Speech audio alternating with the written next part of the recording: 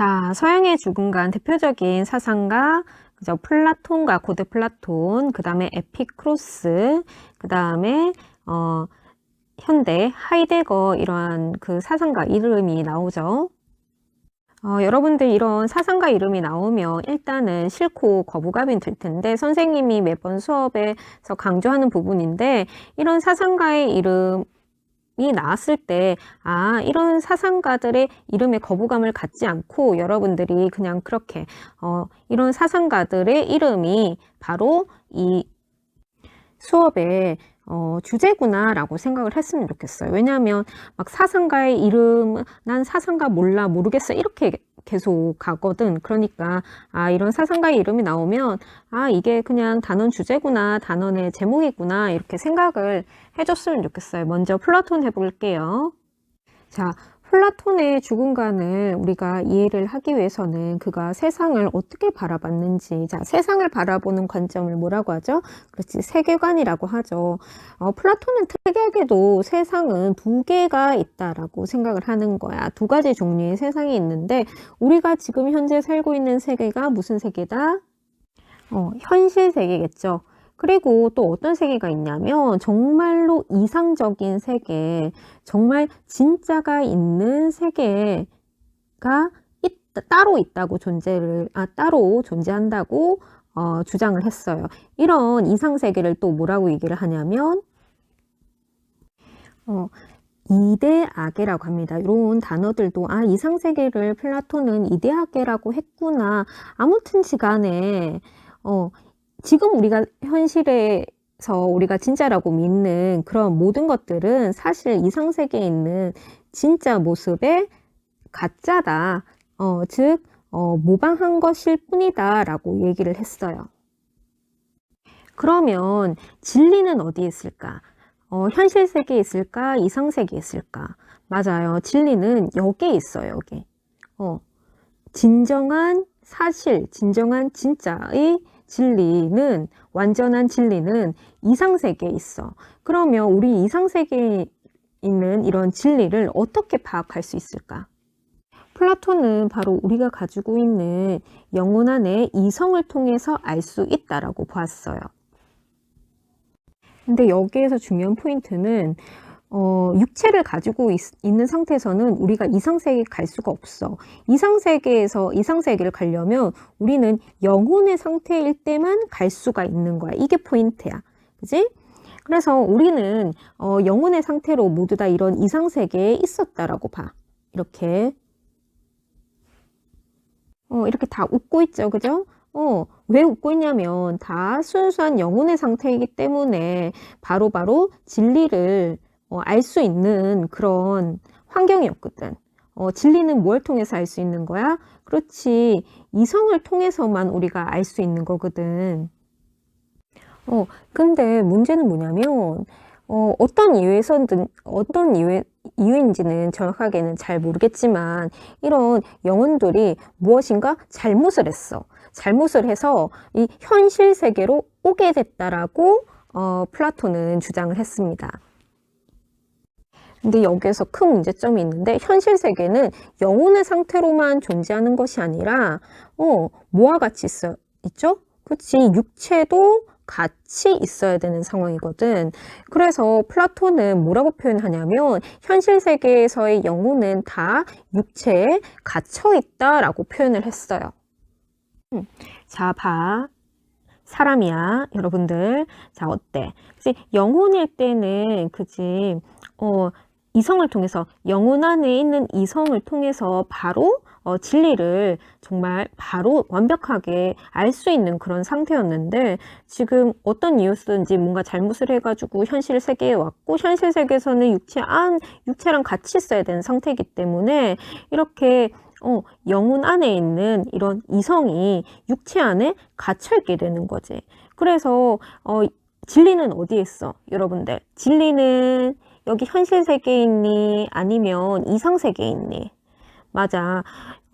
현실 세계에 있는 것은 모두 다 이상세계의 가짜, 이상세계를 모방한 거잖아. 그러니까 완벽한 진리는 여기에는 없는 거야. 여기에는 진리가 없어. 완벽한 진리가 불완전한 지식만 있을 뿐이지 완전한 지식은 여기에 있는 거야. 그래서 이성을 통해서 이상세계의 진리를 인식을 할 수 있긴 있지만 완전히 100% 인식을 하지는 못하는 상황인 거지. 근데 그러면 언제 완전하고 언제 완벽한 진리를 우리는 이성을 통해서 깨달을 수 있을까? 그건 바로 죽으면 가능해. 죽으면 플라톤은 가능하다라고 보았습니다. 좀 약간 상식에 어긋나는 말인가? 그죠? 그러니까 죽으면 이렇게 죽으면 어때? 영혼이 다시 이렇게 육체로부터 해방된 상태, 자유로운 상태이기 때문에 이성을 통해서 진리를 완벽하게 인식할 수 있다라고 본 거죠. 그래서 육체를 뭐로 비유했다? 맞아. 감옥으로 비유를 했습니다. 그래서 죽음은 영원히 육체라는 감옥에서 해방되는 것이다. 해방돼서 좋은 건 뭐지? 그치. 순수하게 이성을 통해서, 그치. 진리를 인식할 수 있다라고 본 거죠. 자, 왜? 그렇지. 진리는 어디에서? 현실 세계에 있어? 이성 세계에 있어? 그렇지. 이상 세계에서 완전한 진리가 있기 때문에 그러면 이상 세계는 어떻게 갈 수 있어? 그렇지. 영혼의 상태로 갈 수 있는 거거든. 물론 우리가 살아 있을 때 현실 세계에 있을 때도 우리가 머리에 이렇게 이성이 있어서 한 불완전하게나마 이상 세계 진리를 파악할 수는 있지만 100%는 다 안 된다라는 거지. 100% 완전한 진리를 인식할 수는 없는 상태라는 거지. 자, 그러면 여러분들 플라톤 정리하면서 중요한 내용 한번 정리를 해볼게요. 자, 진리. 플라톤이 생각하는 진리는 무엇을 통해서 알 수 있을까? 경험을 통해서, 감각이나 경험을 통해서 알 수 있을까? 아니면 머릿속의 이성을 통해서 알 수 있을까? 그죠? 이성을 통해서 알 수 있죠. 그죠? 그 다음에 완전한 진리. 자, 진리는 어디에 있을까? 이상 세계에 있을까? 이데아 세계에 있을까? 현실 세계에 있을까? 맞아요. 플라톤은 이상 세계, 즉 이데아 세계라고도 했는데 이 이상 세계가 진짜 세계고 현실 세계는 뭐의 모방이다? 그렇지. 이상 세계를 모방한 것이다 라고 보았어요. 여러분들 짝퉁 가방이나 뭐 진품 가방 있지. 이상 세계는 진품 가방이라고 보면 되고 현실 세계는 그렇지 짝퉁 가방이라고 생각을 하면 돼요. 진짜 이렇게 생각을 했다고 합니다. 플라톤은. 자, 그리고 우리는 언제 완벽한 완전한 진리를 인식할 수 있을까? 자, 육체를 가진 상태에서는 완전한 진리를 인식할 수 있다 없다? 없다라고 했죠. 그죠? 그래서 육체를 뭐에 비유했어? 그렇지, 감옥에도 비유했잖아. 그죠?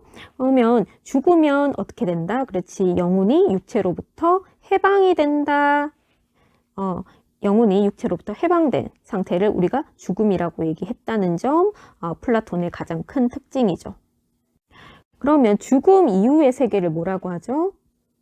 맞아요. 사후 세계라고 하고 이거 두 글자로 뭐라고 하죠? 그지? 내세라고 하죠. 그럼 플라톤은 사후 세계, 죽음 이후의 세계가 있다라고 봤을까? 없다라고 봤을까?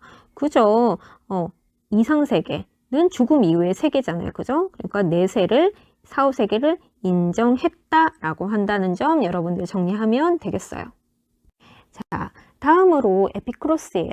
자, 에피크로스의 세계관은 뭐냐면 플라톤이랑은 조금 달라요. 세상은 뭐로만 이루어졌다? 맞아요. 물질로 이루어졌고 그 다음에 우리가 정신적이라고 생각을 하는 거 있지. 뭐 사랑이라든지 우정이라는 그런 정신적인 요소도 다 뭐의 작용이다? 그렇지. 물질의 작용이다. 자, 그러면 물질이 없으면 정신이 따로 존재할까? 그렇지. 존재하지 않지. 그죠? 그러면 플라톤처럼 죽으면은 영혼이 어디로 가는 게 아니라, 그지? 같이 소멸이 된다라고 보겠죠. 그죠? 자, 그리고 에피크로스는 물질은 뭐로 구성되어 있냐면, 맞아. 이렇게 원자로 쪼갤 수 없는 가장 작은 입자인 원자로 구성되어 있다고 봤어. 자, 에피크로스는 그렇지. 물질을 세상은 물질로 이루어졌고 우리가 그 사랑이나 뭐 우정이라고 생각하는 그런 정신적인 측면들도 다 따로 존재하는 것이 아니라 물질의 작용으로 인해 가지고 생겨나는 하나의 물질의 현상이라고 보는 거죠. 이렇게 봤을 때 그 플라톤처럼 에피쿠로스는 영혼이 따로 존재할 수 있다라고 봤을까, 없다라고 봤을까? 그렇지, 없지. 자, 그 다음에 그러면 육체가 죽었어. 그러면 사후 세계가 있다고 봤을까, 없다. 영혼이 따로 영혼만 따로 가는 그런 세상이 있다고 봤을까? 그렇지. 사후 세계 즉 내세를 인정했을까, 안 했을까? 그렇지. 인정하지 않았다라는 점이 중요한 포인트고, 그 다음에 물질을 구성하는 그 최소 입자를 우리가 원자라고 했는데, 원자가 결합하면 우리가 살아있는 상태고, 원자가 해체되면 이렇게 죽는 거야.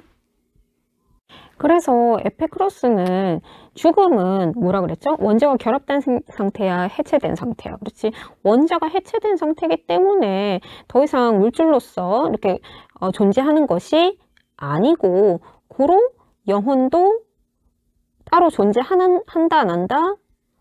안 한다. 그리고 뭔가 죽고 나서의 사후 세계가 있다, 없다? 없다. 그리고 모든 것이 다 물질의 작용이 있기 때문에 우리가 경험을 하는 것인데, 원자가 해체되고 물질이 없는 상태인데 우리가 무엇인가 경험할 수 있을까, 없을까? 없다. 다시. 자, 에피쿠로스 죽음과는 일단은 죽음은 이렇게 물질을 구성하는 원자가 해체되는 상태이기 때문에 물질이 없게 되는 것이고, 그러니까 물질, 정신적인 것도 물질의 작용인데, 물질이 없으니까 영혼이 따로 존재할 수 있다, 없다? 없죠? 그러니까 영혼만 따로 가는 그런 세계, 사후 세계가 있다, 없다? 없죠? 그 다음에 물질이 없기 때문에 우리는 물질의 작용으로 인해 가지고 뭔가 경험할 수 있다, 없다? 없죠? 자, 그러면 죽음은 경험할 수 있다, 없다? 없죠? 이렇게 죽음을 우리는 경험하고 싶어도 경험할 수가 없다. 그러니까 우리는 경험할 수 있는 것만 우리가 알 수가 있는데, 죽음은 우리는 경험할 수가 없는 거고, 고로 공포의 대상이 아니다. 라는 점을 에피쿠로스는 강조했습니다. 그래서 에피쿠로스가 한 유명한 말 중에 하나가 뭐냐면, 이거 에피쿠로스가 한 말인데 이런 얘기를 했어요.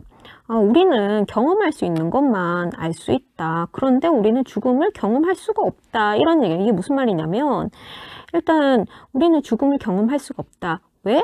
우리가 살고 있을 때는 그지 원자가 결합되어 있는 상태이기 때문에 죽음을 경험할 수가 없고, 그 다음에 죽고 나서는 뭐가 없다? 우리가 더 이상 해체되어서 이 세상에 존재하지 않는다. 고로 우리는 죽음을 경험할 수가 없다. 고로 죽음에 대해서 미리 걱정하고 두려워하는 것은 그건 어리석은 일이다 라고 얘기를 했다고 합니다. 자, 그러면 하이데거 한번 넘어가 볼게요.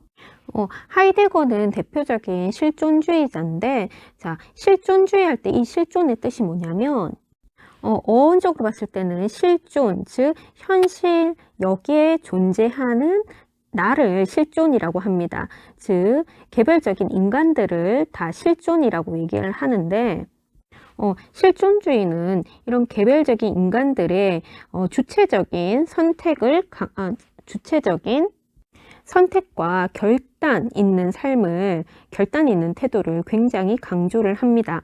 왜냐하면 예전 사람들은 자신이 태어난 이유, 자신의 해야 될 이유가 태어나기 전에 미리 결정이 나 있다라고 봤거든. 그런데 이런 실존주의자들이 등장을 하면서 그런 건 없다. 너의 삶은 주인공은 너고, 너의 삶은 네가 스스로 선택한 그런 결단과 행동을 통해서 만들어 나가는 것이다 라고 얘기를 했기 때문이죠. 그래서 이런 점에서 하이데거라는 실존주의자는 죽음에 대해서 이렇게 얘기를 하죠. 죽음을 앞당겨 생각해봐라. 여러분들, 이거 무슨 빨리 죽는 것이 좋다라고 얘기를 하는 것이 아니라, 우리가 죽음을 앞당겨서 생각하라는 것은 우리가 언젠가 죽는다는 것을 인식하라는 겁니다. 즉 우리가 영원히 살 것처럼 행동하지 말고 언젠가는 우리가 죽을 수밖에 없는 존재다라는 것을 인식하고 살아라는 거지. 자, 여러분들 두 가지 경우가 있어. 죽음을 회피하면서 영원히 살 것처럼 행동하는 경우가 첫 번째고, 다시 죽음을 우리는 영원히 살 것처럼 그렇게 사는 것이 우리는 더 의미 있는 삶을 살까? 아니면 죽음을 자각하면서 우리가 살 수 있는 생명, 기간이라는 것이 유한하기 때문에 유한하라는 것은 영원하지 않다라는 거지. 유한하지 않다라는 것을 계속 생각하고 자각할수록 더 시간을 더 아껴 쓰고 그 다음에 가치 있게 살려고 할까? 그렇지. 죽음을 회피하는 것이 아니라 그렇지. 미리 앞당겨서 생각하는 것이 우리가 주어진 유한한 삶을 더 가치 있게 살려고 노력을 하겠죠. 그죠? 그래서 하이데거는 항상 죽음을 앞당겨서 생각을 하라라고 얘기를 합니다. 그래서 죽음을 앞당겨서 생각하라, 이거 앞당겨서 생각하는 걸 두 글자로 뭐라고 하냐면 선구라고 합니다. 선구. 이제 앞당겨서 생각한다라는 거죠. 그래서 죽음에 대해서 또 회피하지 말고 자각하라라고 얘기를 해요. 그러니까 우리가 언젠가 죽을 수밖에 없는 유한한 존재라는 것을 우리가 깨닫고 남은 기간을 조금 알차고 의미 있게 살도록 노력하라는 점을 강조를 한 것이죠.